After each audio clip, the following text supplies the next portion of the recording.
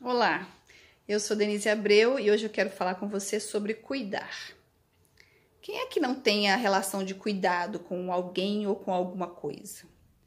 É um passarinho, um filho, um gato, um cachorro, um irmão, um pai, uma mãe, a sua casa mesmo, o seu trabalho, os interesses do seu patrão. Se você disser que não cuida de nada disso, no mínimo você deve estar cuidando de você mesmo. E se você não estiver cuidando de você mesmo, você pode ter certeza que alguém está fazendo isso por você. Um dos meus principais projetos de trabalho é o projeto Calma, onde eu convido familiares e cuidadores de Alzheimer, especialmente, a se cuidarem enquanto cuidam do outro. Essa necessidade eu vi depois de passar por um processo, né, de 4 anos de cuidado com a minha mãe, que teve Alzheimer. Agora, o que implica esse cuidado? Implica muita coisa durante esse processo. E os relatos, ouvindo os relatos das pessoas que passaram por isso, implica em deixar de trabalhar, implica em deixar de estudar, deixar de passear, deixar de viajar. E na maioria das vezes as pessoas citam coisas que elas deixaram de fazer. Agora, por que tem que ser assim, essa relação de cuidado? Porque o que eu vejo? Muitas vezes as pessoas que cuidam, são os cuidadores especiais, os cuidadores principais, eles ou são delegados a fazerem isso, ou eles buscam isso para si próprios, por terem características, né, de facilidade, de cuidar e tudo, ou por dívida, sabia? Muitas vezes a pessoa se disponibiliza a cuidar do outro porque acha que está devendo alguma coisa para ela. E isso eu falo na relação de pais mesmo. E outro dia eu ouvi uma coisa bem legal. O que é que eu devo para os meus pais? Eu devo respeito, eu devo gratidão, afinal eu não estaria aqui se eles não estivessem. E não me custa nada cuidar, mas esse cuidado não pode estar baseado em culpa, porque se eu não fizer, o que vão pensar de mim? E aí vai. Mas o assunto aqui hoje não é culpa especificamente, nós estamos falando de cuidado. As tarefas durante qualquer processo de cuidado, tanto de casa, do passarinho, do filho ou dos pais, ela pode ser dividida. Porque, especialmente na minha idade, que eu tô hoje, e que é a idade onde que surgem essas doenças como Alzheimer nos nossos pais. Na minha geração, as famílias tinham mais filhos. Geralmente tem 2, 3, 5, 7 ou mais filhos. Por que é que na hora do cuidado, essa tarefa ela é imposta às vezes, ou então ela fica para poucas pessoas? Por que não dizer às vezes em 7 filhos apenas um cuida? Que divisão foi essa? O que aconteceu que os pais deixaram de ser pais nessa hora que eles precisam de cuidado? A gente tem que entender o lado de cada um, mas muitas vezes a gente não pergunta por que o outro não está cumprindo a parte dele de cuidado e pega tudo pra gente e se sobrecarrega e para de trabalhar, e para de estudar, e para de viver, e congela ou então estaciona planos, aí fica frustrado, aí fica triste, aí adoece. Então, essa relação de cuidado, seja lá cuidar do que for,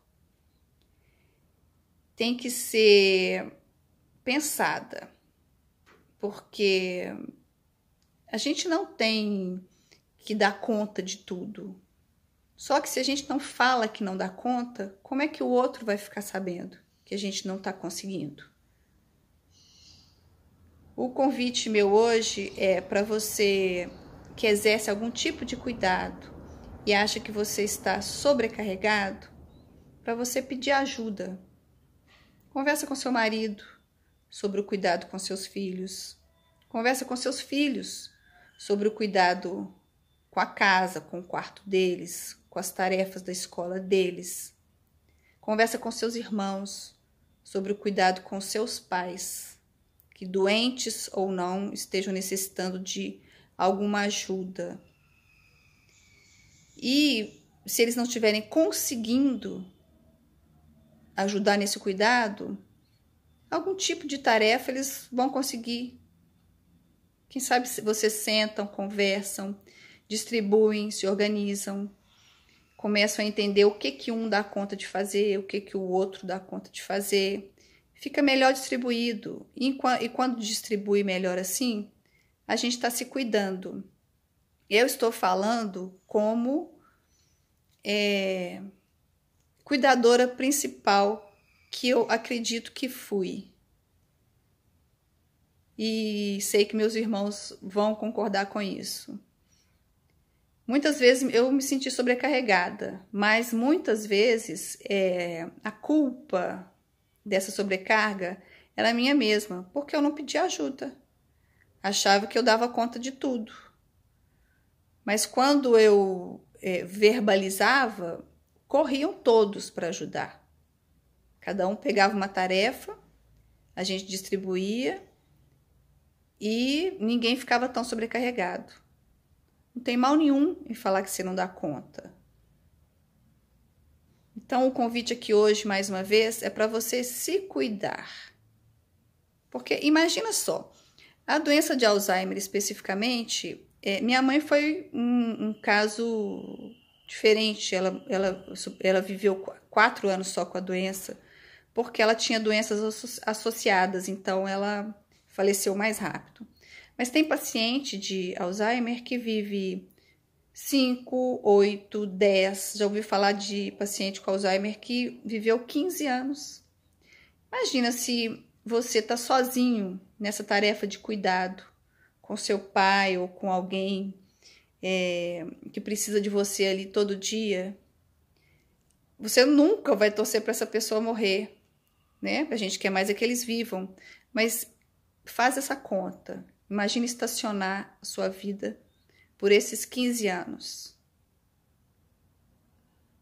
Então, pensa nisso e pensa que a vida tem que continuar fazendo suas coisas, tem que continuar seguindo com seus planos, com seus projetos, e tem como fazer isso, mesmo no convívio com esse tipo de cuidado ou com qualquer outro tipo de cuidado, seja com filho, com casa, com marido, com amigo. O que você não pode esquecer é de cuidar de você mesmo, em primeiro lugar, porque quando a gente não tá bem, a gente não consegue cuidar de ninguém. Como eu falei no início, esse é um projeto meu. Enquanto cuido de você, quem cuida de mim? O nome desse projeto é Projeto Calma, dirigido especialmente aos pacientes, aos familiares e cuidadores de pessoas com Alzheimer. É um convite a essas pessoas para se cuidarem, continuarem vivendo, fazendo suas coisas, seus planos, seus projetos, enquanto cuidam do outro. Mas serve para todo mundo.